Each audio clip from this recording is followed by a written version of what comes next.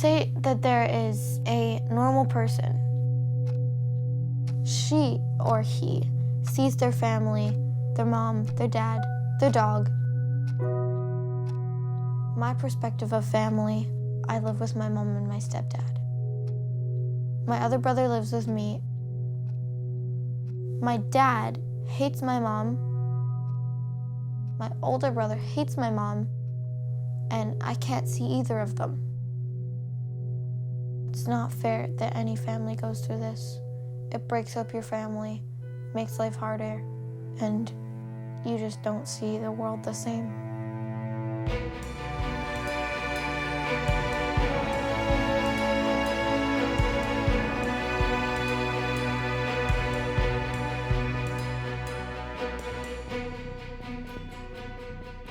Every 60 seconds, a child loses contact with one parent permanently because of what's going on in the family court system. One parent gets to be a parent, and the other gets to be, at best, a visitor, and at worst, completely erased.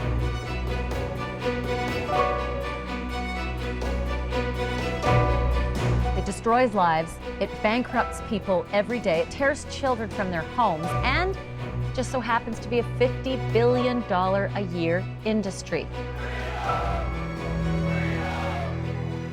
It's an epidemic that people don't realize that this country and other countries are going through. Nobody wants to talk about it until it happens to you. This isn't a father's rights issue. It's not a mother's rights issue. It's a human right issue.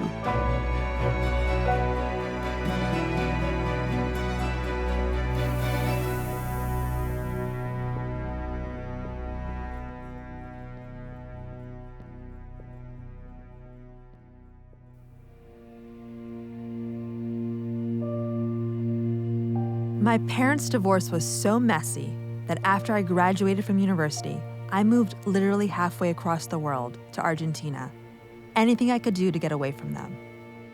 But divorce and its effects on kids kept following me. And I made a film called Erasing Dad, Borrando Papá, that exposes the discrimination fathers face when they want to be in their kids' lives after divorce. The film's release caused the law in Argentina to be changed so that moms and dads could share joint custody. It also helped me to heal and reconnect with my family, and I returned to the United States. I wanted to make a follow-up film, and after a post on Facebook, my inbox was flooded with desperate pleas for help. Why were all these families reaching out to me, a filmmaker? Why were the family courts unable to help them? I decided to tell the stories of the ignored victims of family court, the children. I was only 5 years old. One day we're all good, we're all happy, and then the next is like, oh, my dad's no longer in the picture. I didn't really know what was happening at the time. My first memory that I have is my parents fighting. I have more bad memories than good memories. The day my dad moved out was extremely hard. I was crying all the time.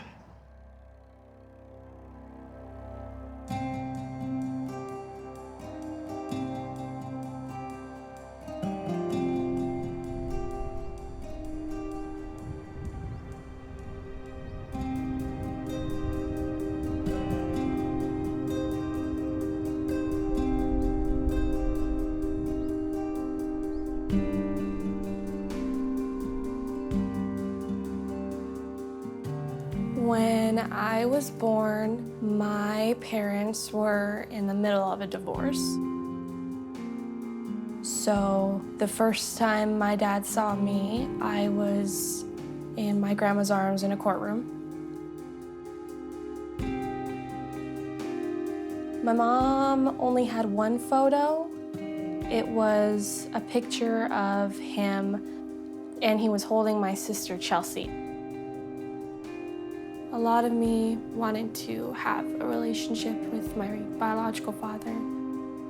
I remember asking my mom every day, has Dad called? Has Dad called? She kept telling me, you know, maybe he's just busy, and then that turned into, he's not your dad.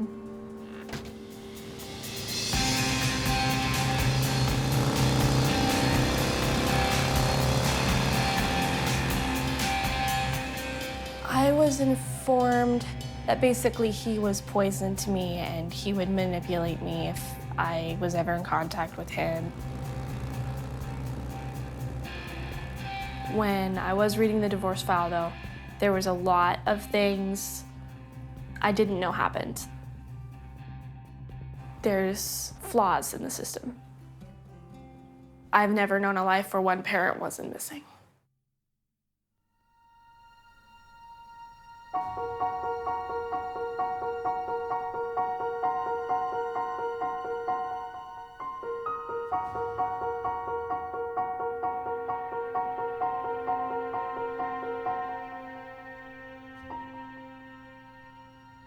I think that as a child, like I kind of knew it was coming subconsciously. You know, there's moments that I have flashbacks where I could see, you know, the door close. I could be standing in the hallway, just hear them screaming, so I just kind of disappear. So when my parents got divorced, I was 12 years old. My father was like, pack your things. We're gonna go, you know, visit your grandma for a little while. When they left, he pulled him out of school, and I didn't know what to do. I was so overwhelmed with what was going on. I was living up in Pennsylvania because I was in the military. They ended up in Virginia.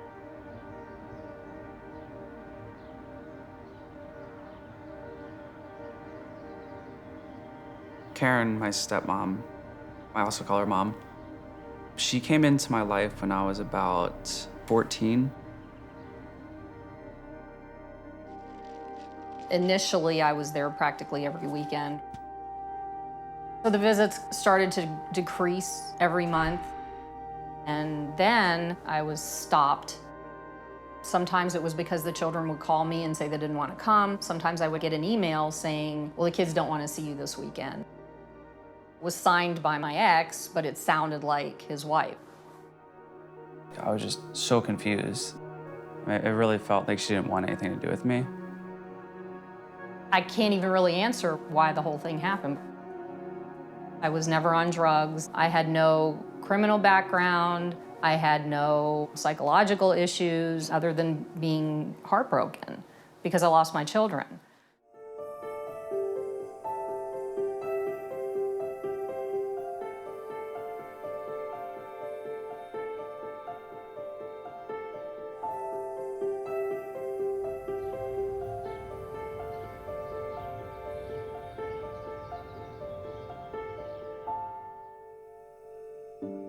Me and my older brother had a really good relationship most of our lives. And we would play video games together, and everything was normal, like a normal sibling. My older son always looked up to his father.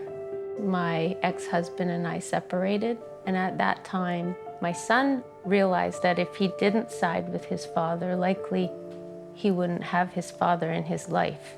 So he had to choose mom or dad. And I think it was a survival mechanism, and he chose his father. It just seems like one day out of the blue, he's just angry at her.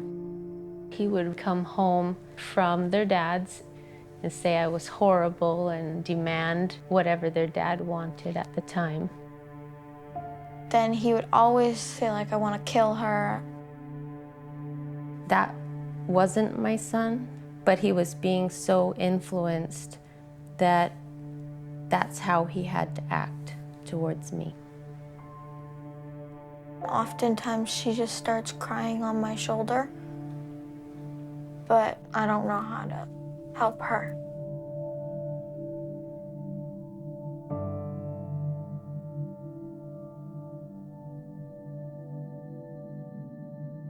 I get reminded every day, like, your dad sucked.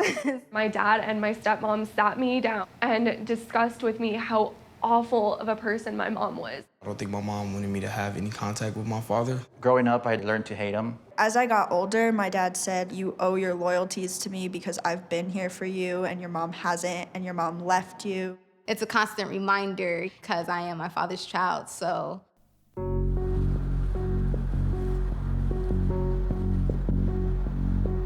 I began studying parental alienation approximately 3 years ago. I started looking around to people who have been affected by this on Facebook groups and support groups, and I didn't get any answers. I thought it's time to put some serious scientific attention to this problem. Parental alienation. The set of behaviors that a parent will do to try to distance their child or hurt the relationship between the child and the other parent. Okay, so these... It can be very subtle. They can refer to the other parent in pronouns, completely undermining their role as a parent. The custodial parent really colors the way that child perceives events. Obviously, you trust and love your parent, and you want to believe that what they're telling you is correct. That child is then expressing and parroting back what they're hearing.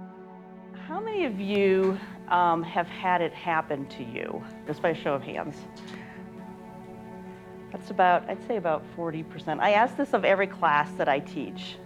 It's heartbreaking to me to see how many of you are dealing with this.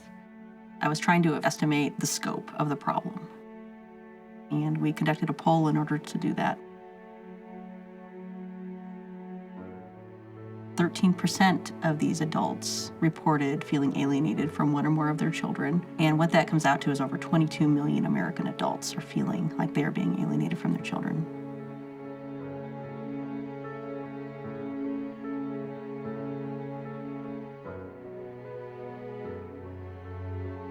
If there's 22 million adults dealing with this, that's over 22 million children.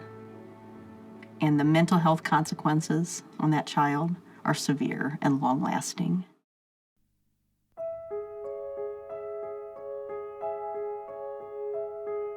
I therefore find that X is an alienated child and that he has been alienated from his mother by the words, actions, and behavior of his father. The Child Custody and Access Report found that Brandon was alienated.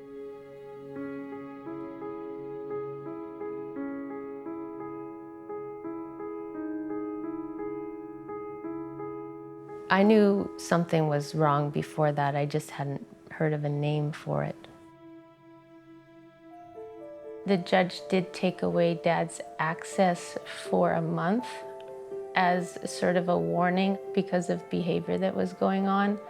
So the judge was really swift in his actions. But the problem is, if one parent wants to make things difficult, it's almost impossible to get things in front of the judge. If they're not turning up for their court dates, if they're hiding from process servers and things, they can drag it on, and the judge can't do anything about that.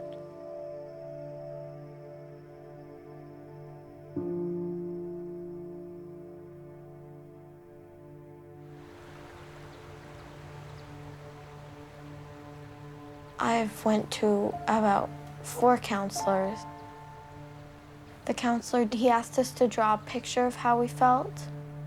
I drew a house split in half with Brandon and my dad on one side, and me, my middle brother, and my mom on the other side, and it was just cut in half.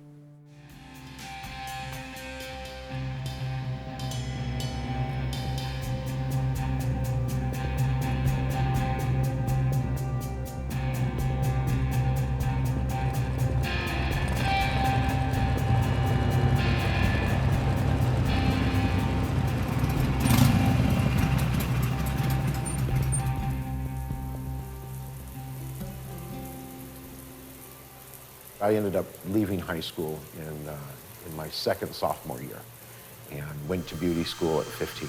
See how your layers kind of cascade together now? My ex and I divorced while she was pregnant with Ashlyn, and then we had a big argument over the phone, and the next morning I was served with a restraining order. This was a permanent order of protection. Kept everything. It amazes me that I go through all of this, and nowhere in here does she say I'm a bad father. Our divorce is our divorce. What we went through, what she did to me, what I did to her, what our relationship was, has nothing to do with our children.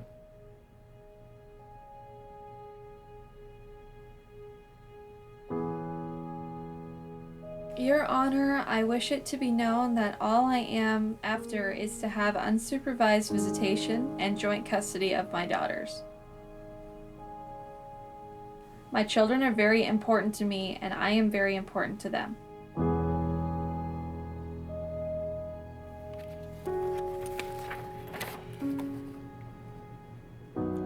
This was the worst paper I ever had to file.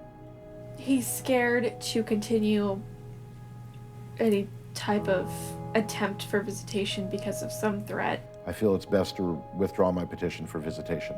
Although I have not been afforded the opportunity to see my youngest daughter, I love both of my children. My ex-wife will go to any extreme in her vendetta against me and others. Therefore, I withdraw my petition and pray the situation will change in the future. And I will become a part of my daughter's lives.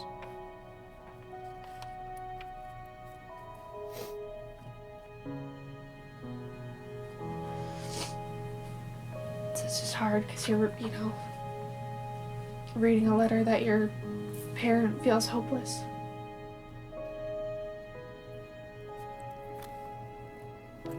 I lost him.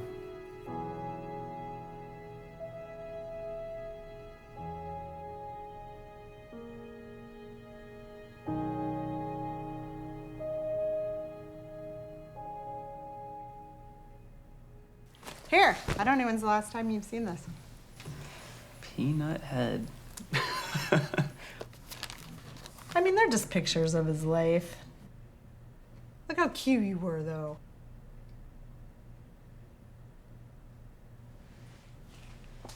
I should give this to you. We had a good 4 years where we were just extremely nasty to each other. It was almost like this enmeshed situation through a divorce where it was like team mom or team family in Virginia. My family started asking me about the divorce and my choice. I felt like my support system was right there in front of me, so it was a pretty simple answer at the time. You can always look back at a situation and say, oh, I probably could have done this and, been a little nicer about it or welcomed her more, but had better conversations. But no, I think she despaired on her own.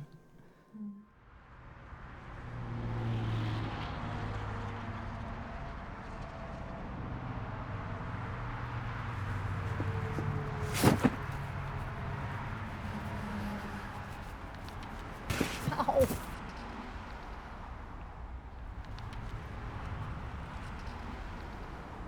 This is a transcript of when I went to pick my kids up. I rolled down the window, asked Rick if the kids are going to get in the car. And he said, that is up to the kids. They can decide what to do.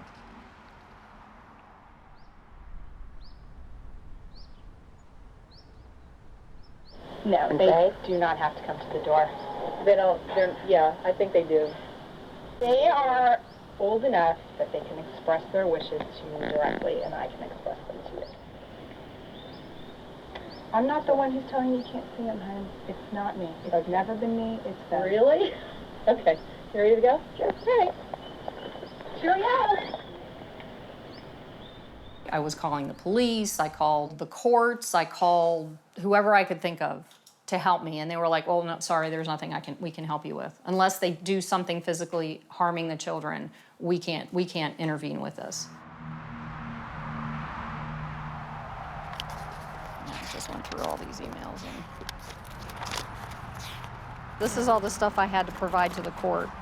So I was more angry with the courts than I was with what was happening, because they wouldn't, it was like, it's almost like the thought that there's no gray area. It's all black and white. It was almost like they were looking to assign blame to somebody rather than figure out a way to make it work for everybody. All I wanted was to have a relationship and be able to see my children. And I felt that there had to be a better way to do this, and what I was experiencing was not it. I think it was about 8. There was a custody battle that happened. When the divorce was final, I saw my dad every other weekend. It was supposed to be 51-49, my dad to my mom. Eventually went to I was only living at my mom's. My mom hired the most expensive lawyer to make sure that she got sole custody.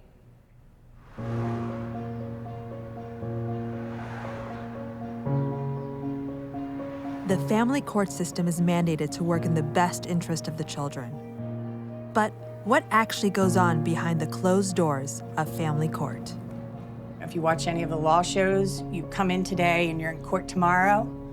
That's not how it works. You're talking usually 6, 8, 12 months down the road. And during that period of time, it's very traumatic for children.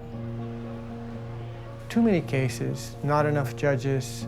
I was responsible for over 1,000 cases. Some days I would have 15, 20 hearings. That you were in fear of imminent, serious bodily harm. Isn't that true? Family court really sets the stage for conflict because that is the nature of the legal process. It's adversarial. If a parent is angry, I want the parent to continue talking, even though what is being said is not relevant. You always have to listen. Mr. DeHaven, please make sure the questions are clear and don't ask redundant questions. If you have a parent who has mental health issues, control issues, that person can keep coming back to court. Even if a person cries wolf, wolf 4, 5, 6 times. In criminal court, the state has to pass certain tests to file charges, but not so in family court. One parent can bring the other parent back to court for something as serious as domestic violence or as petty as not liking the food they feed their child. Family court doesn't have to find a parent guilty of a crime, only that the other parent is the better parent. So evidence standards are much looser in family court than in criminal court. They are not looking for clear evidence to support or refute either parent's claims, and that's very problematic. We have a lot of stereotypes that are negative for the fathers. They're more abusive or aggressive than mothers, that they're deadbeat dads. Would you agree that's a definition? We have a lot of very positive stereotypes about mothers being the better parent. However, if a mother works, that is often used against those mothers. The other pattern is that the father will make the mother look like she's crazy, and everybody looks crazy in divorce. While the courts are mandated to work in the best interest of the child, nowhere in the civil code is this term defined. So judges, custody evaluators, and psychologists can make findings based on opinions that they don't have to justify or show scientific evidence to validate. Approximately $28 billion has been an estimate of how much this costs a year for family court involvement. It's to psychologists who have to get assigned or appointed by the court to make an evaluation. They get paid thousands of dollars. Expert witnesses that parents have to call. It's an industry because all of these pieces play a role. I've had at least 4 or 5 counselors and doctors, 3 or 4 lawyers. It's cost close to $1 million. Because it is civil court, you have no right to an attorney. This presents a barrier to families who can't afford to pay for one. The attorney I had didn't want to do his job because I wasn't able to pay him in full. He could have talked about the parental alienation and said something referring to that, and he didn't say a word because I couldn't pay him. I had nobody. And on a $600 a month income, can't afford anybody.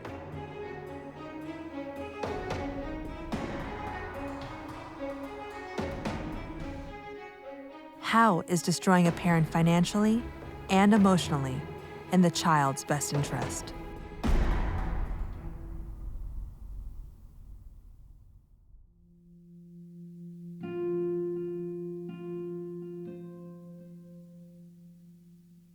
Nothing I said mattered. None of the evidence I brought forward mattered. The judge wouldn't even look at it. I mean, like literally wouldn't look at it. My ex said plain and clearly that there was nothing that I could do to get to see my kids. And the judge asked me what I wanted, and I said, I want you to find her in contempt of court. And the judge wouldn't do it. He said, that's the children's caretaker. And I said, what am I? And he goes, you're the financial support.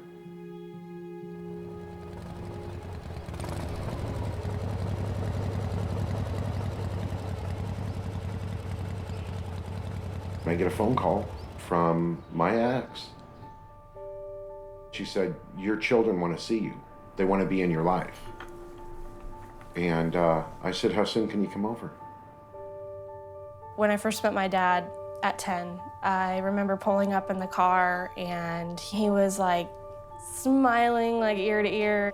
My wife was elated. My other daughter was excited. My dad took my sister Carola and I and Chelsea to go do like a family photo shoot thing. And I just remember feeling really happy because we were all together.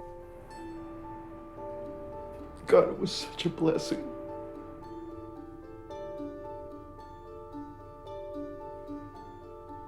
It was actually a very good visit. We met at a park, so they were able to play on the toys and feed the geese. I knew he was somehow family in one way or another, but it's like I didn't know him. It didn't really feel like a father-daughter thing because I didn't have that sort of connection with him. I think I was 4. They got to come stay for a little bit. We used to play Polly Pockets together. He made me feel very secure about every issue I ever had growing up, wondering where he was. He got a tattoo on his back of my birthday, and I was informed by my mom and my stepdad that that tattoo got removed, and it hadn't. The visits with my dad ended kind of abruptly. My ex said, you know, with what they take out of your checks for child support, I know that you struggle. And I would like to help with that. So I have an idea. The last time that I remember seeing my dad, he was signing papers. Ashlyn's crying, I'm crying, and I've got my kid's stepdad telling me, don't worry, I'll make sure she never takes your children away from you again. By that point, Robert had been their dad for a few years. It just seemed like the next step. I knew something big was gonna happen. I've got her sitting there telling me, it's not gonna change anything. You're still their daddy, you're still their daddy. And the minute the papers were signed and the car doors were shut and everybody drove off, that was the last time I saw him. The purpose of me meeting my father when I was 10 wasn't really about what I wanted from it or anything like that. It was just to get the adoption to go through. I signed my rights. I'm ashamed, I'm embarrassed, I hate myself every day for it.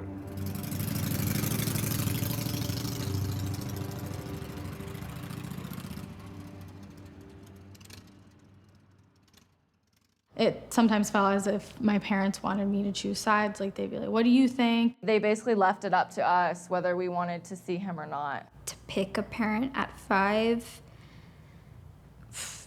I probably wouldn't know who to pick at all.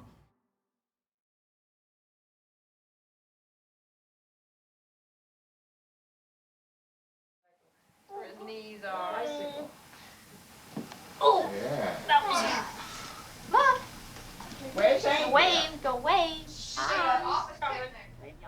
I found out that Brian was adopted by Karen, I believe, through an email. Ooh, okay. I was angry and heartbroken. Is that when you adopt somebody, everything about the person disappears and it all starts over? I think she was like much more like making a bigger deal than I was. She was really excited and felt like she was like pretty nervous, or maybe a little nervous to ask me. So on it says certificate of birth. Like, I gave birth to you on this day. That's how this is written. Like, it wipes everything else out before that, and now this is your legal document. So if anybody searched your birth, this is what they would see. They would see that I am now on your birth certificate as if I gave birth to you. To me, Karen was mom, and it was important to her. It's like that never happened, and this did. It's an interesting way to make things happen, yeah. Right? Yeah. I really didn't even think about Caroline at the time.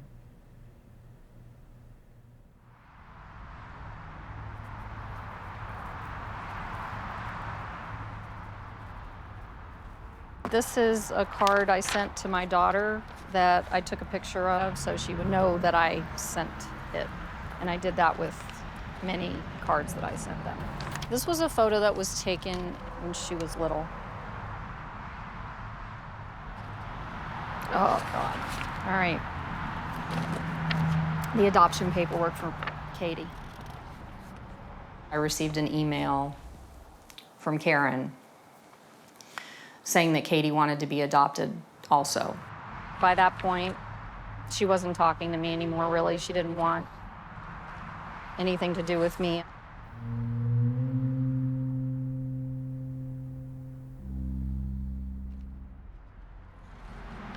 It just says who we are and my consent to the adoption. How do you feel when you read that? Not good.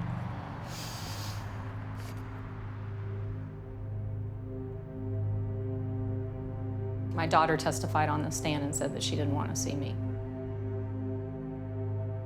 And it was in open court. I watched the whole thing. I was sitting right across from her looking at her while it was happening.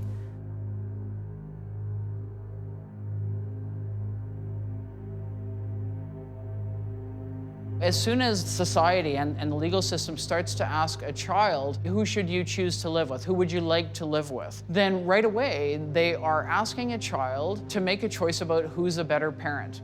And that means one parent gets to be a parent and the other gets to be, at best, a visitor, and at worst, completely erased.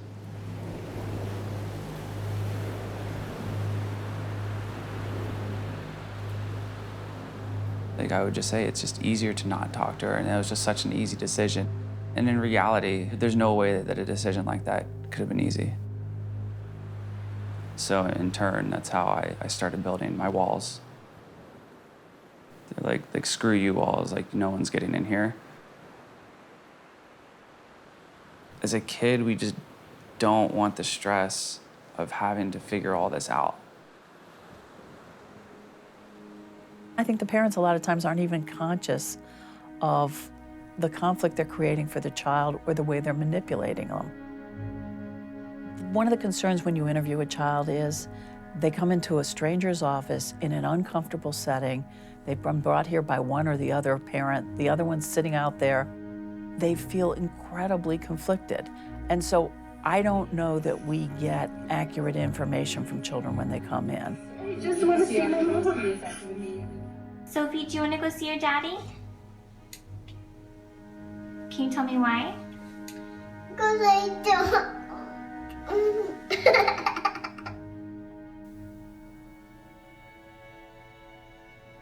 What I remember about being in court was having to lie to the judge.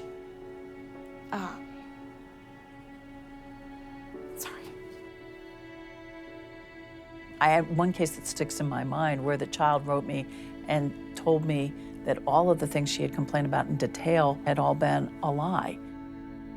My stepdad was going to be my real dad now. I remember telling Mom something along the lines of, I don't feel this way about my stepdad. I don't want my stepdad to be my dad.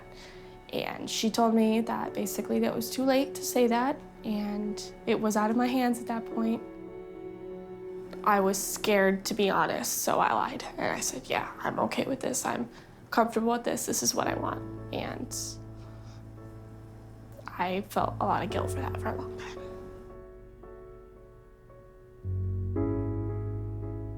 Like it was my fault that I felt that way because I should just rewire my brain and think the way they think, which was that I shouldn't have a relationship with him.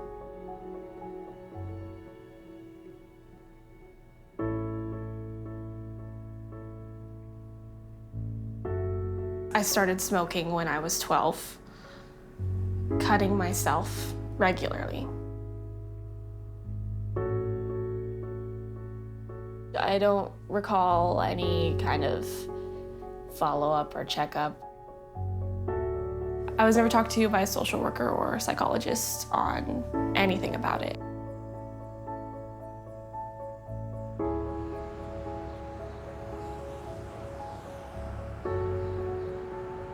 I had a boyfriend I had a talk with him one day about my situation with my father. She just felt like she couldn't really talk about her father, Dizzy, around her mother and her stepfather. And I just gave her somebody in her corner to fight for her decision on whether or not she wanted to pursue it. The worst thing that could happen is, you never talk to him again, but the best case scenario is so much brighter than that,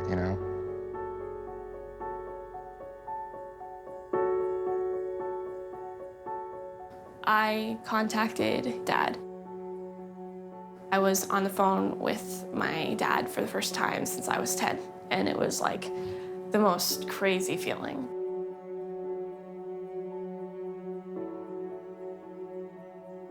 Then I found out that my mom and my stepdad started listening to our phone calls. I got into a very vicious argument, and I ended up getting kicked out. She had called me and let me know that she was homeless. She was 14. And I have no legal right to drive up and pick her up. She's not my child according to the courts. They came to pick me up, my stepdad and my mom, and basically told me that if I wanted to live in that house and have a happy family, I needed to cut ties with my real father.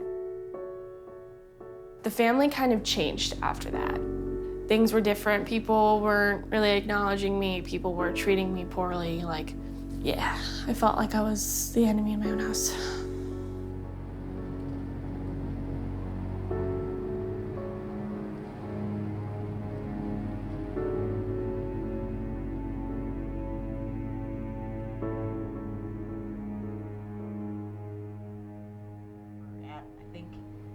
About 60 or 70 of these interviews. Just like with domestic violence, people blame the victim. What did this parent do? They must be doing something to make this child not want to see them. It shows an ignorance of what human development is like and the power that a parent has in that child's life and how they perceive the world. This child has been brainwashed. They hate that parent, or they inherently don't trust them. They don't like them, and they don't have a good reason for it. My dad had my brother snoop through my mom's paperwork. And I got to the point where I resented going with my father. I would yell at him. I would say, I hate you. Why are you doing this? It was always ingrained in me that my mom was the enemy and that I shouldn't want to see her. And how much of a liar she was, and all these terrible things about her that I knew wasn't true. What goes through the mind of a child trained to hate a parent? We talked to Candace, who was brave enough to come forward. I became deeply fearful of my dad. Iranian culture is not exactly popular in the United States, and my mom showed me that film Not Without My Daughter. We're not going back, we're staying here. I want us to live in Iran. And told me this is what your dad's culture is. They're all kidnappers, they want to steal children and hurt women. She really wanted to erase our identity. It was really a very slow process of conditioning me into accepting statements that I otherwise would not have believed. My dad would go to hug me and I would reject him. And I confronted him every chance I got to scream and yell at him about why he was a bad person, why his culture was so bad, and rejecting everything that made him him. When I was at his house, when he would manage to get visitation, I would go through his papers. I knew what I needed to do when I was around his information, and that was to steal it and give it to my mom so she could get him fired and this and that. And that's what she would do. She would call these companies and make accusations pertaining to his national origin. That's one of the hardest things, because there was a lot of abuse in my house growing up with my mom, and those scars are there, but the scars of guilt are just as powerful. And I can't take it back. I can't get time back. And no matter how many times I tell myself, or someone else tells me, that there was nothing I could do, that I was going to be powerless to this campaign of denigration, and thinking, I need to tell somebody. And the thought that would always stop me is, who's going to listen? They don't listen to my dad. He's an adult. Who's going to listen to a 10-year-old? And then what's going to happen to me? They're not going to give me to my dad. And I don't even know that I know him anymore. What if some of the stuff my mom says is true? What if I'm wrong? I'm just a kid.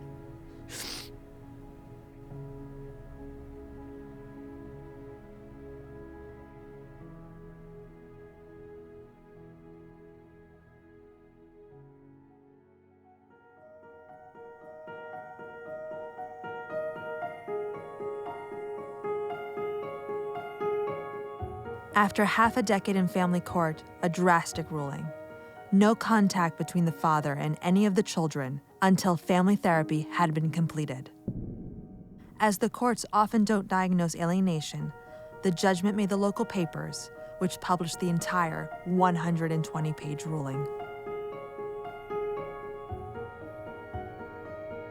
The ruling was made that he should enter a family reunification program and have temporary no communication with the father. I believe that the father had no intention on Brandon participating in the program. And so there were plans made for him to leave. We get a phone call. He's in England. After the ruling, Brandon ran away from home at age 16. His father claimed he didn't know where he was, but he was given money and a passport and resurfaced in a family friend's home in the UK, his father's birthplace. He wanted all the orders dropped for him to be able to just go straight back to his dad's house. That would be the only way he would come back. I'm going to read the CAFCAS report from Child Protection Services in the UK. Brandon said nothing that helped in my understanding of what has caused the breakdown of his relationship with his mother.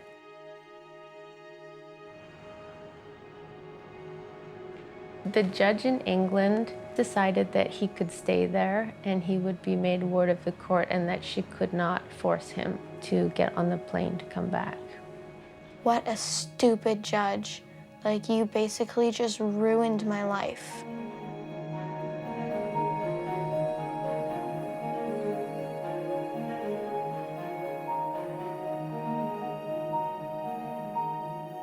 It is just like a death. You completely lose your child, but it never ends. It's like walking around with a knife in your heart and it just keeps getting twisted. My sister was very similar to my mom, and she became very angry and hated my father. Growing up, we never had that relationship as brothers. My dad basically took my little sister away, and he moved away. I haven't seen my brother probably since I was 1.5 or 2.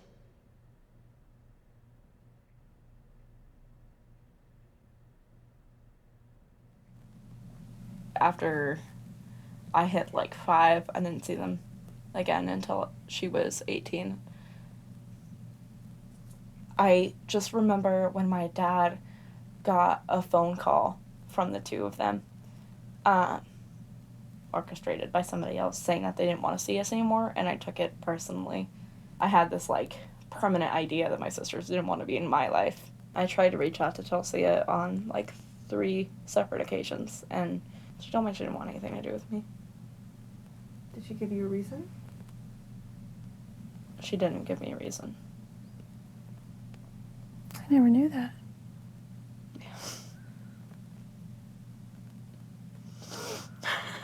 How old were you? It's 10. I never knew that. Sorry. It's okay.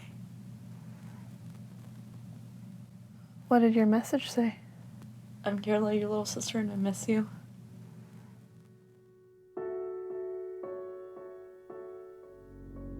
The last time I spoke to my older sister was through a message that I sent her on social media. She'd been at odds with mom and dad for a while. There was something she said that just rubbed me the wrong way, and I just shot her a message and let her know, that really upsets me. I'm uncomfortable with this. I need some space, just because I needed to not be a part of that. And she put it on my mom as, you know, this is you telling Chelsea what to do. This is you pulling Chelsea away. The Facebook post, it was like a picture of an angry woman, and it was something about, go ahead and disagree with me. I'll just say you beat me and you'll never see your kids again. Don't get me wrong, I totally agree that there's always a bias in a divorce court. Sometimes the men, you know, are made to look like the bad guys. It really sucks. But he kept deflecting this like towards my mother. It made me angry.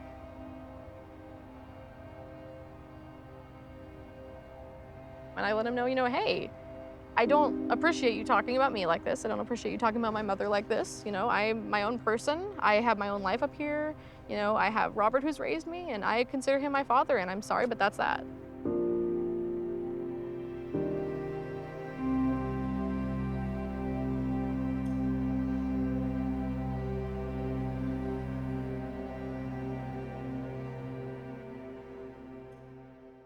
My parents fought about everything from who pays for the sport. They are the kind of people to fight over money a lot. My dad wasn't helping out whatsoever, and my mom was like, no, you know, you have 4 kids. Decided to, you know, file child support, and that takes, you know, most of his money out of his check because he's working at a grocery store. So what is that, you know? Nothing.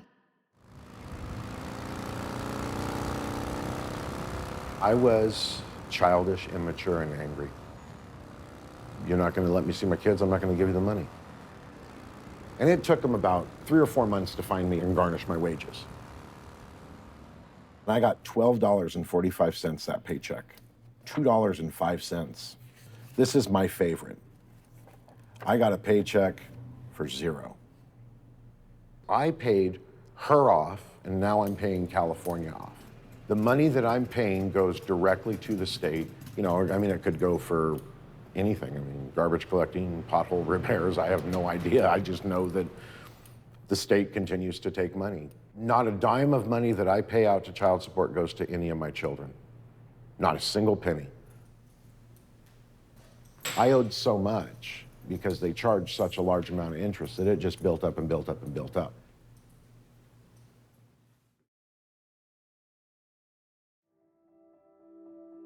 Dizzy isn't the only parent who found himself in debt to the child support system. The child support system can lead to parents being erased.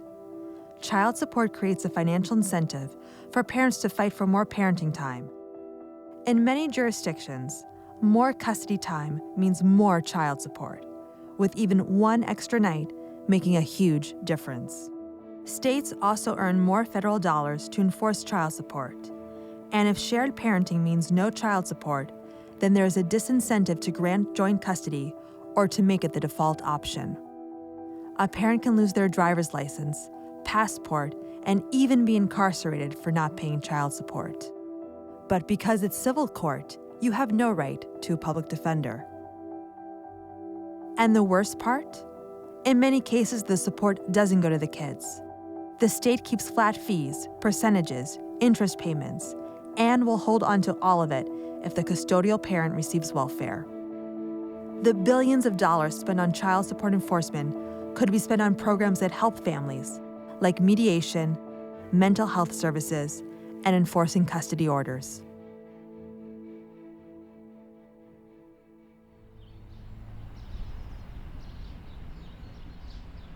We are at the Shasta County Child Support Division office to make my final payment on child support.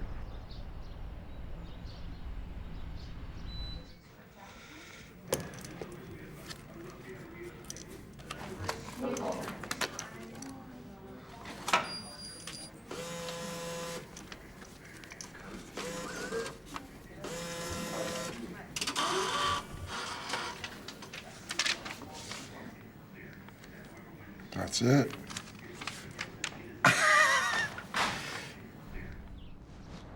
I am over this frickin' place.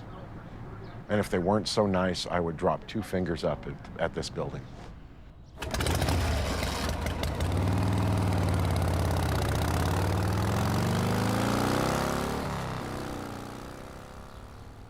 No one comes out saying, I want to be a bad parent. I want to be a bad dad. Life circumstances, as well as things that happen to them, do that. And most of that is about economics.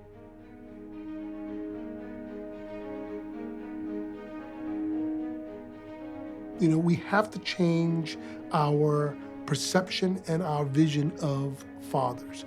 The idea of the deadbeat, especially the deadbeat dad, is an outdated and incorrect idea. Anybody in here want to share a situation where they're paying child support, but they're not able to see their children as much as they would like to? All in all, for all my kids, I pay $1,175 a month in child support.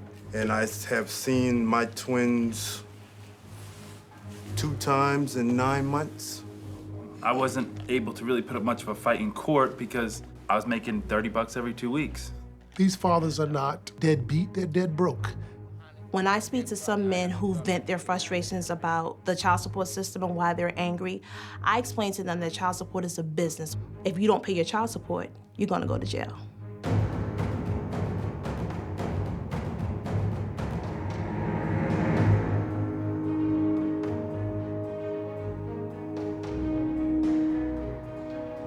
We heard from dozens of parents who said the state's child support system is broken and failing families. Turner paid a total of $1,935 in child support. But News 5 Investigates learned his ex only received $1,386. And while the Department of Human Services would not tell us specifically where it was deposited, they did tell us they kept it. The officer told him he's a deadbeat dad, he's under arrest.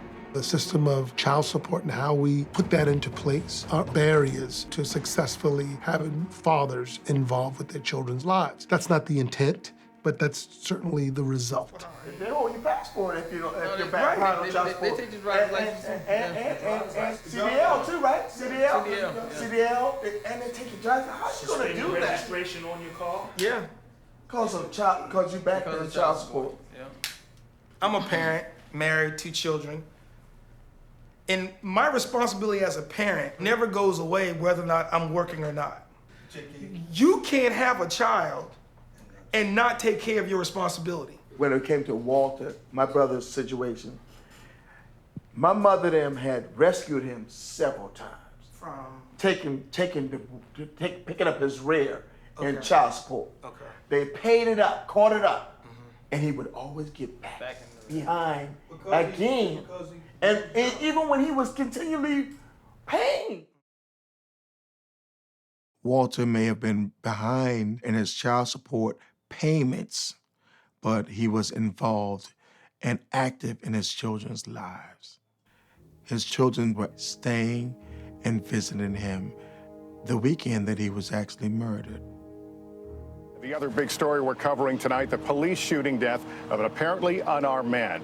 Today in North Charleston, the anger boiled over. We just want this thing to change where no other family would have to suffer the way my family is suffering right now. The deadly encounter between Walter Scott and police officer Michael Slager began with a traffic stop for a broken taillight. It was a fateful decision. The moment Walter Scott decided to bolt from his car. There's no justification for what I see on that video.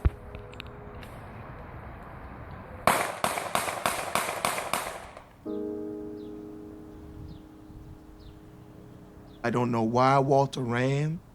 He took that to the grave with him. But I think that's where the child support may have played a part. It wasn't like he was trying to hurt his children. He was caught up in the system. A warrant had been issued for Scott's arrest. Court documents show he owed more than $18,000 in child support payments.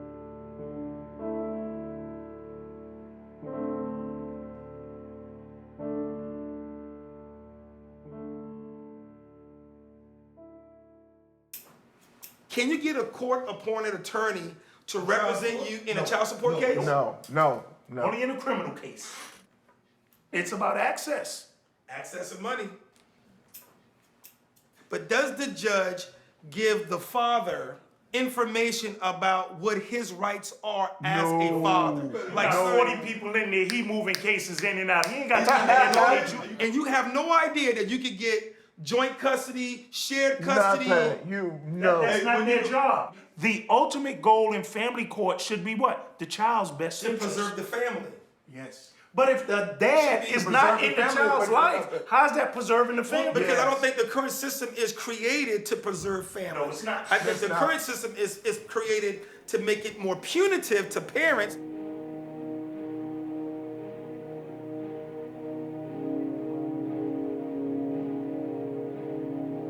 Once he got out, the child support was still being due, but he was not able to pay because he lost his job for being arrested. How does the system expect you to catch up when you're locked up?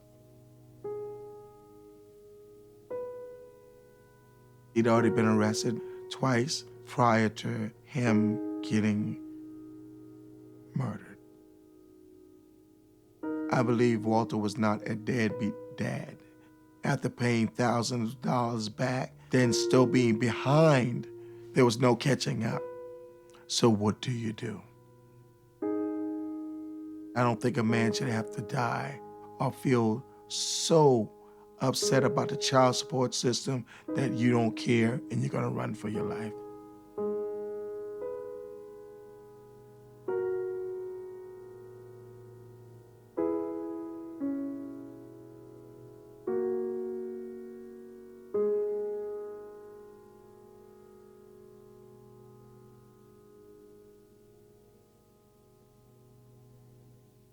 I didn't have the father figure in my life. I didn't know how to be a man. If he was really present in my life, I would probably, not be chasing boys. As far as relationships go, I have a lot of trust issues now. I don't see the point in allowing someone to get close to you if at the end of the day they're just going to hurt you. I cause a lot of depression, anger. I just can't call him dad right now because he was never there. How would the lives of these children have been different if the courts assumed that both parents should be equally involved?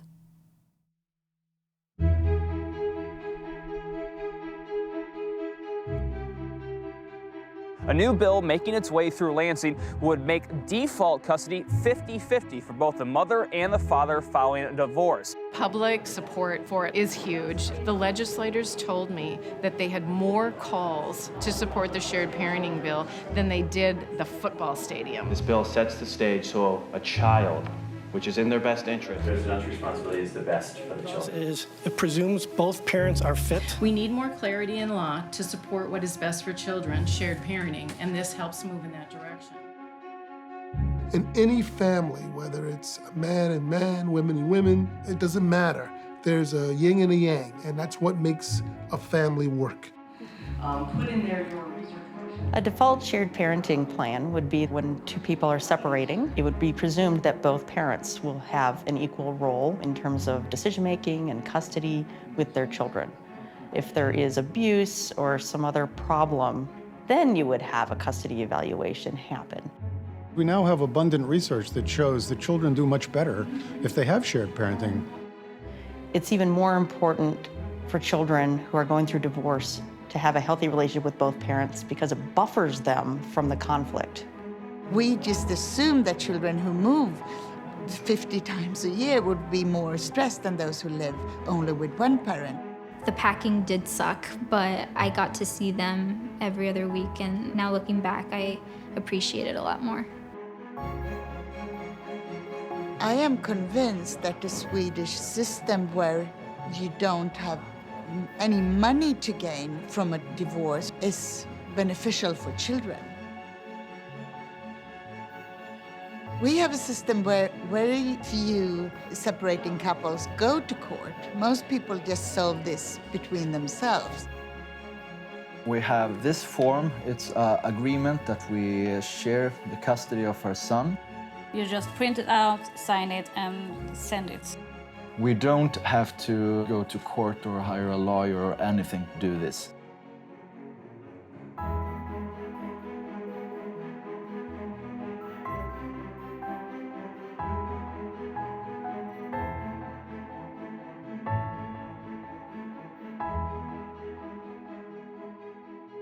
In Malmö, Sweden, sisters Eleanor and Anna have spent equal time with their parents since they separated over 15 years ago. It works, does it? We have 2 different lives, more or less.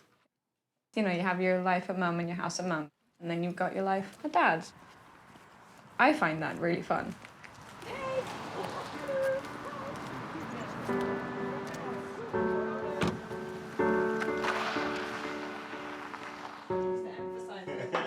Hungry. The 21st. In Sweden, it's not really a decision. It's very hard to remove the guardianship from one parent. That parent has to be really, really unfit. Otherwise, you know, you're stuck with them.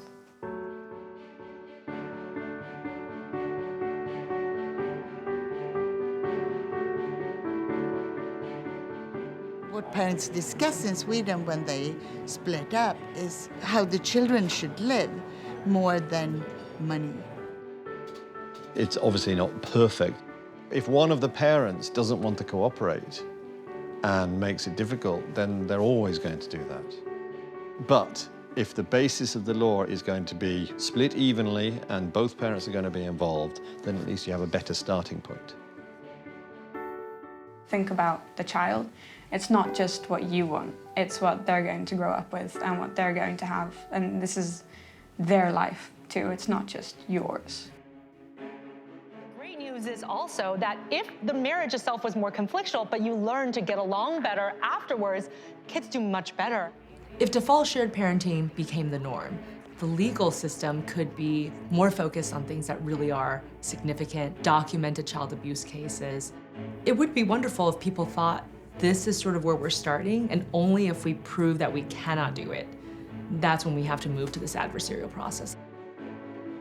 It would really change the face of how people manage divorces.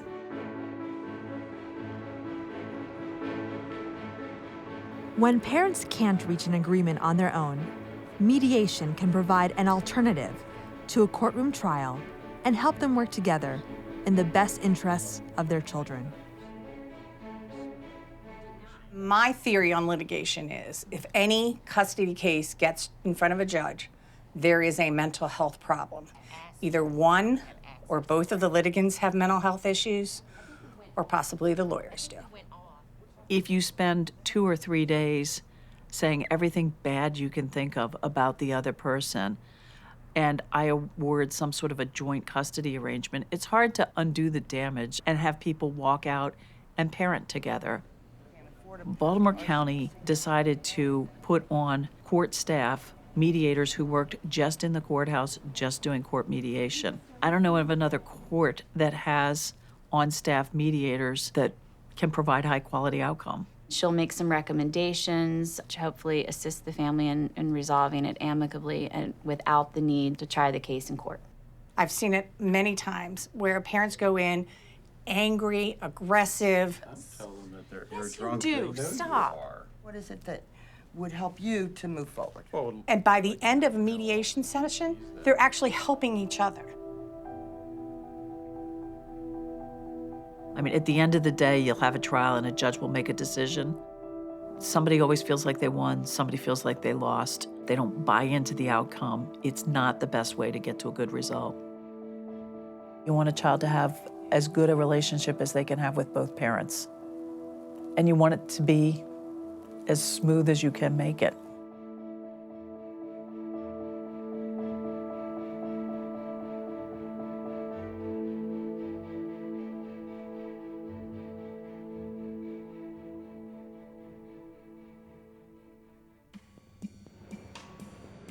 There's a lot of incentives to keep things the way they are, particularly by the American Bar Association and other folks.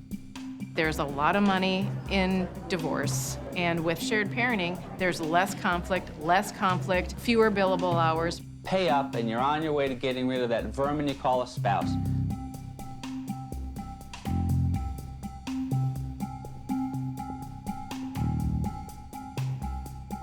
There's very real potential for this state to lose federal funding, and I'm talking millions, possibly hundreds of millions of dollars. This issue has not been addressed by those in favor of this law. What's in the best interest of the kid is not to worry about how much federal dollars we're going to get for food stamps in this country. ridiculous.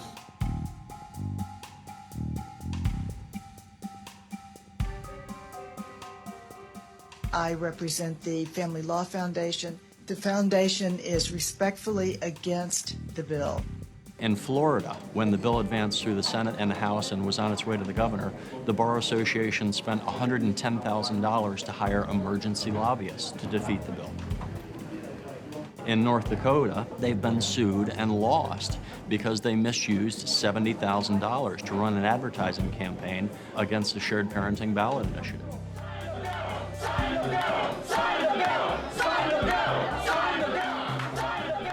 Until the system is redesigned to help families, Ashlyn, Lauren, Brian, and countless others will attempt to heal their families on their own. My advice to parents divorcing with kids is to be respectful to each other and watch how you act around your children. I would ask her if she could keep my siblings and I out of it. I know she didn't do it intentionally. They need to always let the child know that there's love and support no matter what happens. To just be there for your kids. Don't be afraid to ask for help.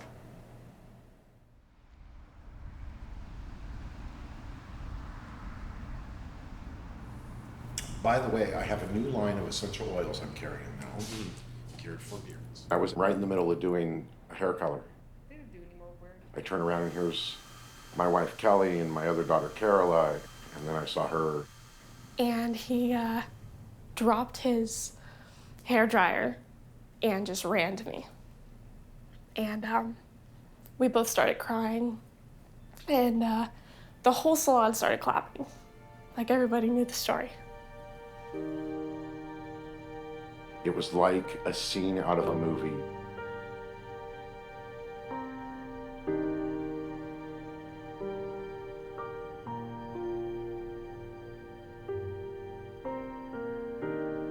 It was awesome.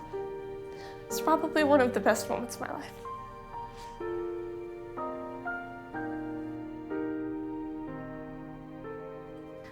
It's amazing living with my dad. He's great.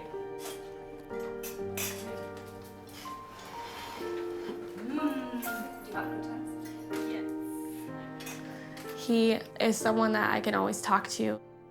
He's nothing like I was told he was, not even in the slightest. I'll go through anything and everything with you, side by side. Just like I said, when you decide to get your GED and we do it, I'll go with you and I'll do it too. My daughter here and I have been alienated from each other for the majority of her life. She called me and said, "Dad, it's time to move home," and she came home. Well, I made the mistake when she was 10 years old to sign my rights away. I never got to see them again. Which was part of the deal. Yeah. In about 10 minutes, we're going to leave for the courthouse to file paperwork so I can legally re-adopt my daughter. So she will be my daughter once again in the eyes of the law. Whereas in our hearts, we know, and it doesn't matter, she's my little girl.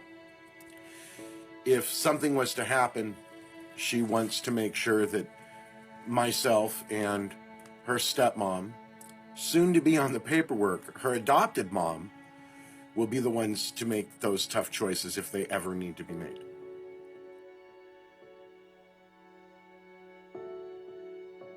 I think she's always gonna be my mom, and I'm always gonna love her. It's just, she kind of lost the title of mom. To just want to totally cut out one set and go with the other set, it was hard.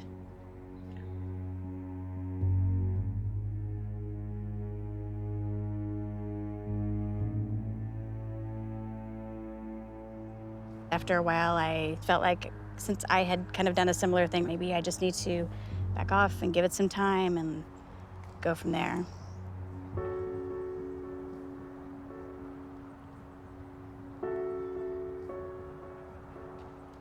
If you could talk to her right now, what would you tell her? I could talk to her right now.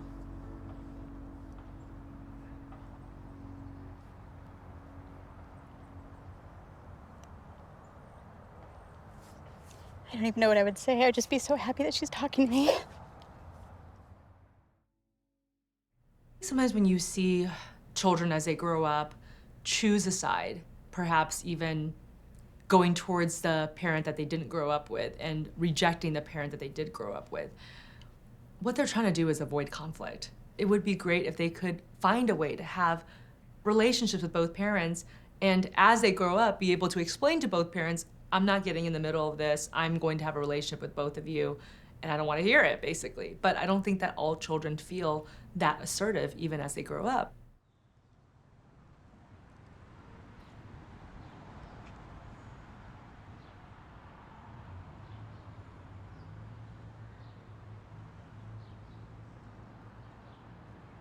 After a decade together, Brian's dad, Rick, and his stepmom, Karen, divorced. Once again, Brian found himself torn between two parents. I believe I was about 22 when Karen and Rick got divorced. For like the first few months, like of the separation, like I would flip-flop, like, no, my dad's right, so I need to stand by his side, I need to be loyal to him. Then I'd be like, Karen's right, no, I need to stay by her. I think after so many months, like, I realized, like, it was just tearing me apart. And that's when I was like, I'm not gonna deal with their shit.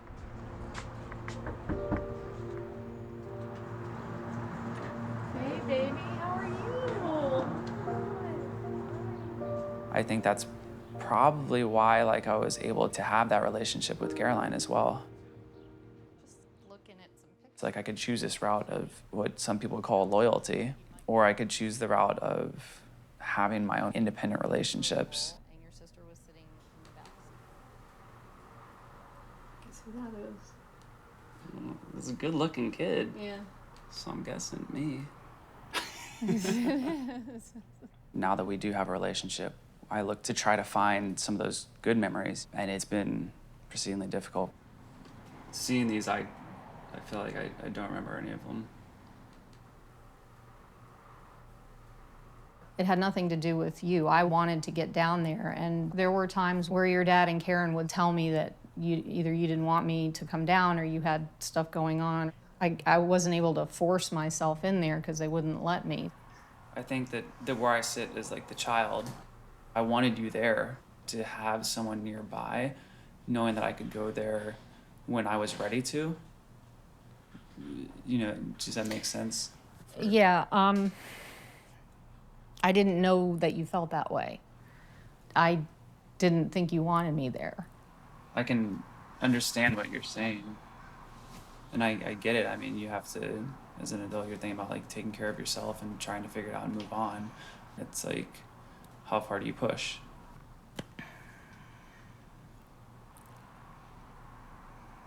At one point, your stepmom sent me some pictures that we had taken with us in it, and she cut me out of the pictures and sent me the other part back with a note that said, thought you might want these, Kay. And it destroyed me, and it broke my heart, and I didn't know what to do.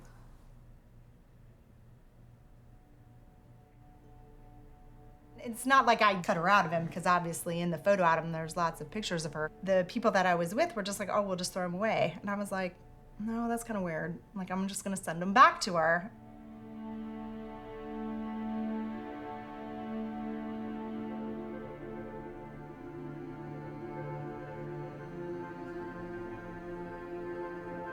I've judged you guys, I've judged all of you for different actions, and it's like, we still don't always mesh at the same time, and we have our disagreements, but I learn more from those than I do from being alone.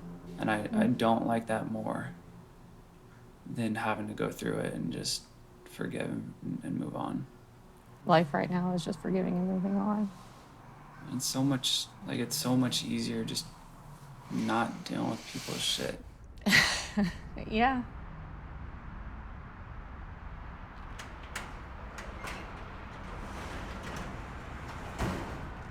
I don't know if I ever had a desire to win, because I didn't feel like I ever could. But I did have a desire at some point to be right. All that stuff doesn't matter anymore. What matters is where we're at right now.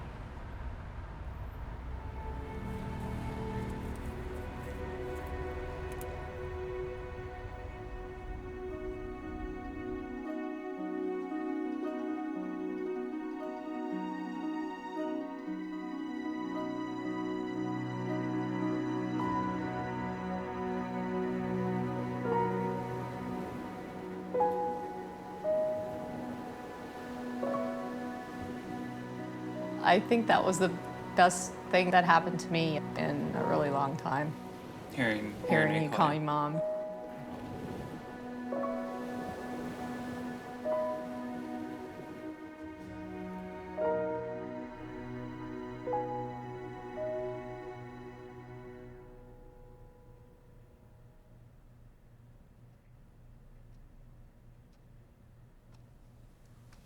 Why are you trying to talk to your brother so much if he's so rude? I'm trying to talk to my brother because he's my brother and I miss him and I love him, and I'm trying to convince him to snap out of it, you know? She feels like her only solution is to try and talk to her brother and convince him to come back.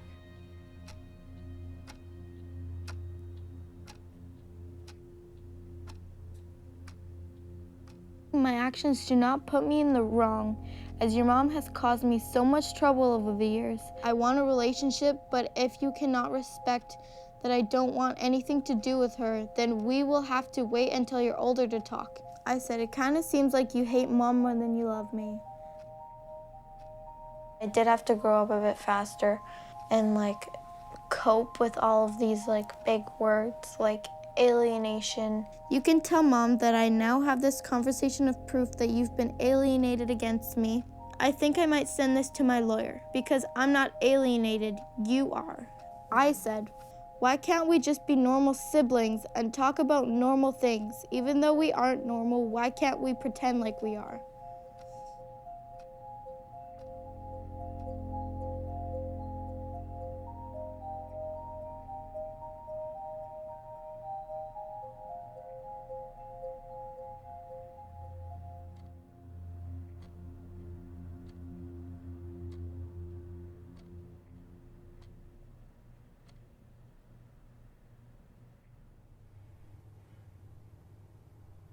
I never believed this could be possible.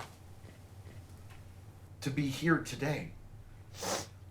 Ash, you don't just live here. Today we get to fix the wrong. How do you think Chelsea will react? I forgive that she doesn't care, and I've moved on from that. And I just have no interest on the subject. But it's different when you're a dad. I don't know. I have to focus on the daughters that are here, that need their dad, that want their dad. So, that's where my focus is. All right, we're off. I am writing this letter regarding a legal adult adoption between my stepmother and my birth father. My biggest fear here is that because I sign my rights away, the judge is going to look at this case a little bit differently. My birth mother alienated me from my birth father for over a decade. I mean, I'm a father that, quote unquote, voluntarily relinquished my parental rights, and now I'm trying to get them back. How are you doing? You didn't have it back. I was passing it off. Don't drop it. You know what? I am preparing myself for anything. Because, I mean, there's an order of protection in place right now. I mean, that's on my record. They run my name, they see an order of protection. It's going to list who it is. It's going to list the children. What if the judge says no? I can't even think about that. This adoption is the missing piece to my puzzle. Not the ending to my story, but a new beginning. Sincerely, Ashlyn Marie Lerner. Okay, so congratulations.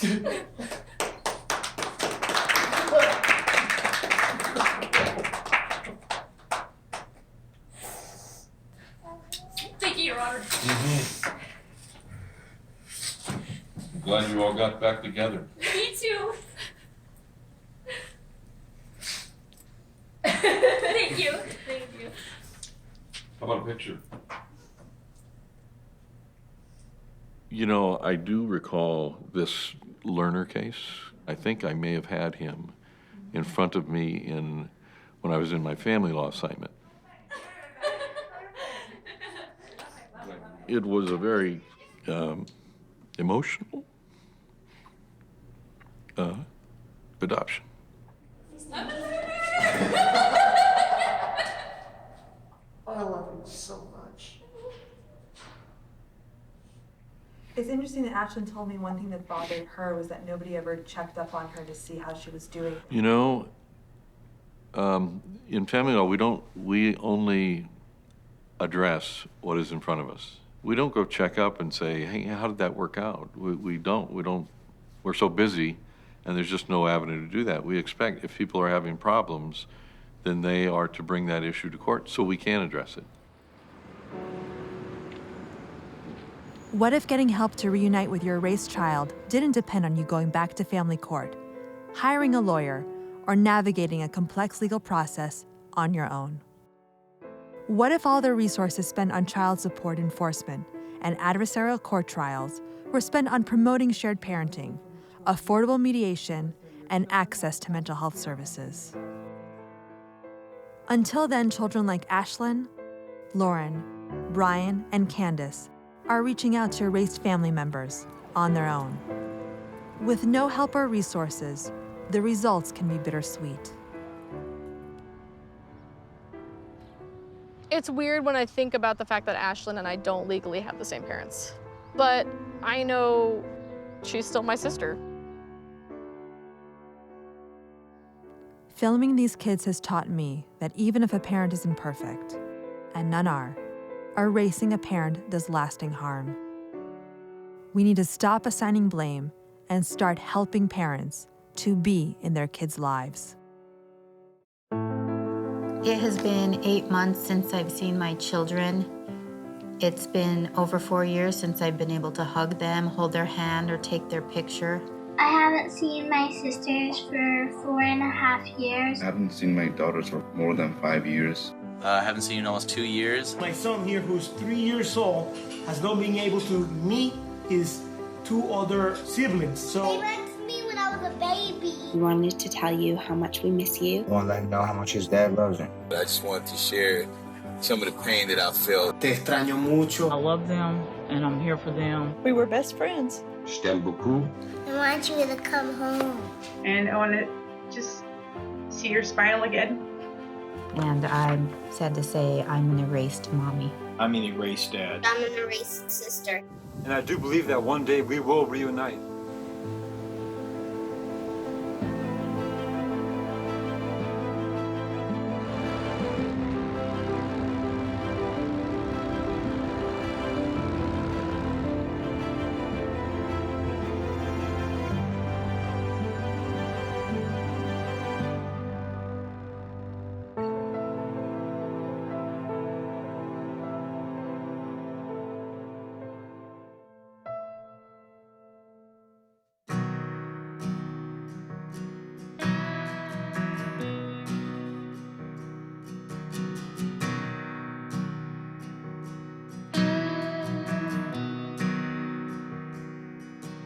I took my time getting off that plane.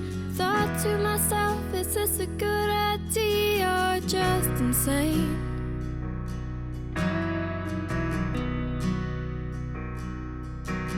All this way for a man I've never met. His name ain't even on my birth certificate. He's nervous too, I bet.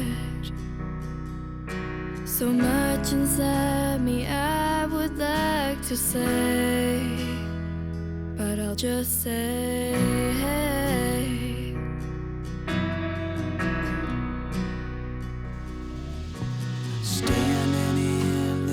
baggage zone. I couldn't feel any more alone. Is this the way she felt the last 18 years? Thinking I chose not to be around. I had no idea until she found me. And now she's standing here. I didn't want to let the words get in the way, so I just said, hey. Hey, I'm glad to finally meet you. Share my story, what I've been through, to find the part of me that I never knew. Time and distance seem so small now. Kinda takes my breath away. How much of me I see when I look at you. A new chapter in my life began today when you said, hey.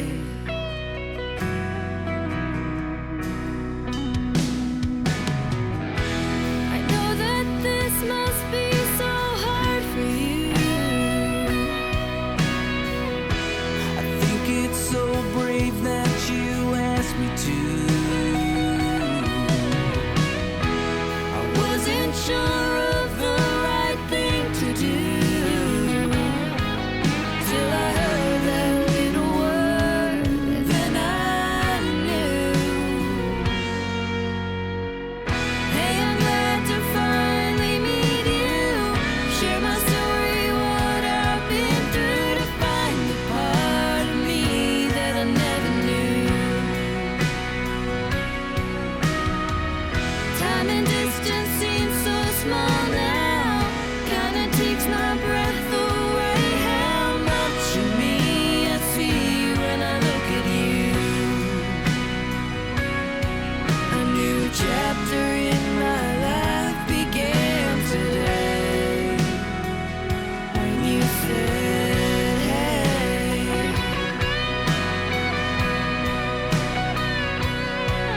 A new world opened up for me today when you said, hey.